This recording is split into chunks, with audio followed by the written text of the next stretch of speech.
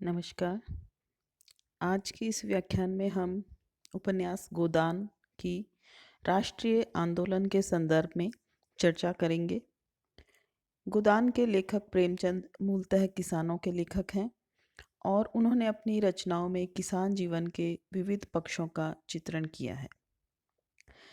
प्रेमचंद का जो दौर है वो राष्ट्रीय आंदोलन का दौर है, स्वतंत्रता आंदोलन का दौर है। उनके लेखन के शुरुआत में स्वदेशी आंदोलन के दौरान ही हुई, लगभग 1905 के आसपास। आगे चलकर हिंदी भाषी प्रांतों में व्यापक रूप से फैले हुए असहयोग आंदोलन जो 1921 में हुआ और सत्याग्रह आंदोलन जो 1930 में हुआ के दिनों में उन्होंने सक्रिय रूप से साहित्य सृजन किया।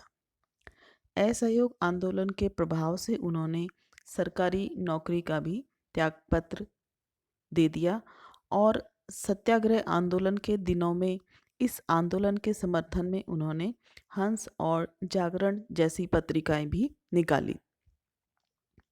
इसके अलावा प्रेमचंद ने समर यात्रा, शराब की दुकान और मेकू आदि कहानियों में इस आंदोलन के विभिन्न पहलुओं को उजागर करने का प्रयास किया। बावजूद इसके गोदान उपन्यास में राष्ट्रीय आंदोलन का कोई इस प्रसंग नजर नहीं आता। प्रेमचंद जो राष्ट्रीय आंदोलन से जुड़े रहे, आखिर ऐसा क्यों है कि उनके इस महान उपन्यास में इसकी कोई चर्चा नहीं है? क्या राष्ट्रीय आंदोलन का कोई प्रभाव इस उपन्यास पर नहीं मिलता है? इसी संदर्भ में आज हम चर्चा करेंगे। तो यहाँ हम देखते हैं कि इसके जो पात्र हैं वो प्रायकर जो शहरी पात्र हैं वो राष्ट्रीय आंदोलन उसके संदर्भ से परिचित जान पड़ते हैं। जैसे बाकी ग्रामीण क्षेत्र में एक दो जगह प्रसंग आता है, लेकिन कोई व्यापक हमें इसका उल्लेख नहीं मिलता है। शहरी पात्रों का जीवन क्रम यदि हम देखें तो हमें पता चलता है कि लगभग सभी पात्र राष्ट्रीय आंदोलन से परिचित हैं। स्वयं राय साहब जेल भी जा चुके हैं। मिस्टर खन्ना भी साहसी आदमी हैं। संग्राम में आगे बढ़ने वाले एक दो बार जेल भी हो आए हैं। इसमें उपन्यास में लिखा है कि मिस्टर खन्ना किसी से दबना न जानते थे, खद्दर न पहनते थे और फ्रांस की शराब पीते थे। अवसर पड़ने पर बड़ी बड़ी तकलीफ़ें झेल सकते थे। जेल में शराब छुई तक नहीं और ए क्लास में रहकर भी सी क्लास की रोटियां खाते रहे, हालांकि उन्हें हर तरह का आराम मिल सकता था। इससे पता चलता है कि मिस्टर खन्ना भी स्वतंत्रता आंदोलन के दौरान जेल जा चुके हैं। मिस मालती भी एक बार जेल हो आई हैं। एक प्रसंग में वह कहती हैं कि मैंने केवल एक बार जेल जाने के सिवा और क्या जन सेवा की है। इसके साथ साथ मिस मालती नगर कांग्रेस कमेटी की सभानेत्री भी रह चुकी हैं। इसके अलावा राय साहब के भावी दामाद कुंवर दिग्विजय सिंह जी के बारे में प्रेमचंद ने लिखा है कि कुंवर साहब दुर्वासनाओं के भंडार थे। शराब, गांजा, अफीम, चरस ऐसा कोई नशा न था जो वह न करते थे और अय्याशी तो रईस की शोभा है, परंतु वैसे बड़े दबंग और निर्भीक थे। राष्ट्रीय आंदोलन में दिल खोलकर सहयोग देते थे, वो भी गुप्त रूप से। अधिकारियों से ये बात छिपी न थी, फिर भी उनकी बड़ी प्रतिष्ठा थी और साल में एक दो बार गवर्नर साहब भी उनके मेहमान हो जाते थे। यानी कि कुंवर दिग्विजय सिंह जो हैं वो दबे छुपे रूप में राष्ट्रीय आंदोलन में जो कार्य कर रहे हैं उनकी आर्थिक रूप से मदद करते हैं। इस उपन्यास के कुछ पात्र हैं जो कांग्रेस को सहयोग देने का पछतावा भी करते हुए नजर जाते हैं।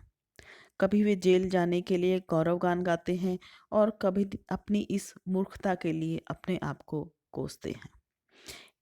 उपन्यास में प्रसंगवश राय साहब एक बार बोलते हैं कि सत्याग्रह आंदोलन छिड़ा, मेरे सारे भाई शराब कबाब में व्यस्त थे, मैं अपने को रोक ना सका और जेल गया और लाखों रुपए की जेरबारी हुई और अभी तक उसका तावान दे रहा हूँ। और साथ में वो ये भी कहते हैं कि मुझे उसका पछतावा नहीं है, बिल्कुल नहीं। लेकिन दूसरी जगह ही वे कहते हैं कि कांग्रेस में शरीक हुआ, उसका तावान अभी तक देता हूँ, काली किताब में नाम दर्ज हो गया है। यह पछतावा अंततः उनको अंग्रेज राज का भक्त बना देता है। प्रेमचंद राष्ट्रीय आंदोलन के तत्कालीन रूप से ऐसा लगता है कि कुछ कुछ असहमत होने लगे थे जब तक कि उन्होंने गोदान की रचना आरंभ की थी। इसलिए इस उपन्यास में इस आंदोलन के प्रति वैसा उल्लास और उत्साह का भाव नहीं मिलता जैसे कि उनकी पूर्व की रचनाओं में मिलता है। इस आंदोलन का देश को बड़ा कड़ा अनुभव रहा है, फिर भी अब उसके सिवा कोई चारा नहीं है। जून 1934 में जब कांग्रेस ने सत्याग्रह आंदोलन वापस लिया तो प्रेमचंद ने उसका समर्थन किया। गौरतलब है कि इसके बाद ही प्रेमचंद ने गोदान लिखना आरंभ किया। इसलिए गोदान के जा चुके कार्यकर्ता अब काउंसिल में जाने और ना जाने जैसी बातों पर भी विचार करने लगे हैं। उपन्यास के सभी बुद्धिजीवी पात्र जो हैं वो किसी न किसी रूप से काउंसिल की गतिविधियों की चर्चा करते हुए नजर आते हैं। तो इस प्रकार से हम देख सकते हैं कि इसके जो शहरी पात्र हैं उनमें प्रसंगवश जगह जगह राष्ट्रीय आंदोलन की चर्चा है और जेल जाने की चर्चा है, लेकिन कोई भी स्पष्ट प्रसंग नहीं आया है, जो कि आश्चर्य की बात है क्योंकि प्रेमचंद स्वयं राष्ट्रीय आंदोलन में संलग्न रहे और उन्होंने इसके लिए काफ़ी त्याग किया, अपनी नौकरी का भी परित्याग किया, त्यागपत्र दिया। इस स्थिति में हम कह सकते हैं कि गोदान की कथा वस्तु में राष्ट्रीय आंदोलन की उपस्थिति अपेक्षाकृत कम है, तब भी उपन्यास का कथ्य राष्ट्रीय आंदोलन की जनतांत्रिक भावधारा की चेतना को अभिव्यक्त करता है। गोदान वास्तविकतः ब्रिटिश राज द्वारा स्थापित व्यवस्था का विरोधी है। अंग्रेजी राज द्वारा पोषित जमींदार प्रथा के प्रमुख शोषकों द्वारा भारतीय किसानों का निरंतर शोषण अंग्रेजी सरकार की नीति का ही हिस्सा था। प्रेमचंद ने इन सभी शोषकों द्वारा ओढ़े हुए धर्म, नीति, मर्यादा, कानून, पाप पुण्य और दया, करुणा, सहानुभूति के जो भी मुखौटे उन्होंने ओढ़ रखे थे वो हटाए हैं और इनकी कड़वी सच्चाई से, इनके वास्तविक स्वरूप से सामान्य जन को परिचित कराया है।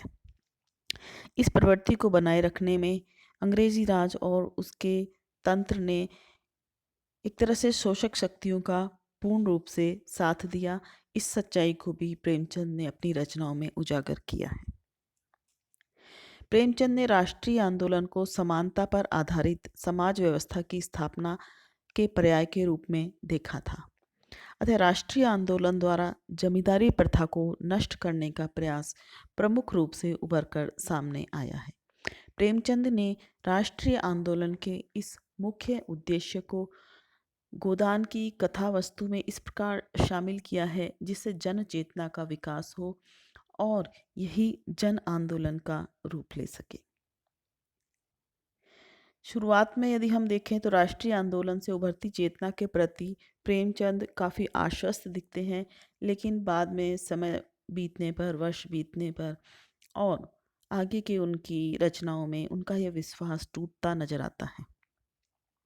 राष्ट्रीय आंदोलन में गोदान में जमींदार, उद्योगपति मिस्टर खन्ना और मिस्टर तनखा जैसे लोगों का शामिल होना यह दर्शाता है और कि सत्ता लोलुप स्वार्थी प्रवृत्तियों ने राष्ट्रीय आंदोलन को अपने कब्जे में कर लिया था और स्वतंत्र भारत में भी यदि हम देखें वर्तमान परिस्थितियों में, तो सत्ता हमें इन्हीं के हाथों में केंद्रित नजर आती है।